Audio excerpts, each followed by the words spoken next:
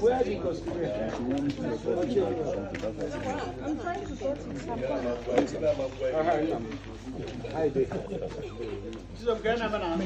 Because I just do. Level is two. Won't be like you. I did Nana. Your way I did Nana. James.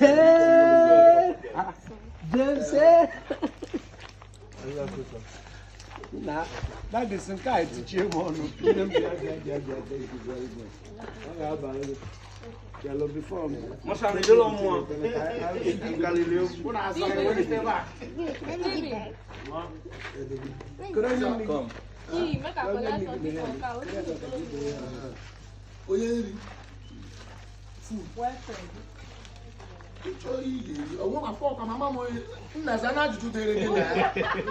Bros, answer your question.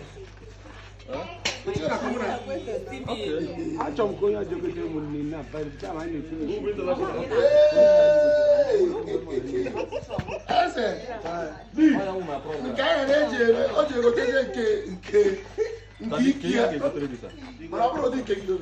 And salad soup and azu.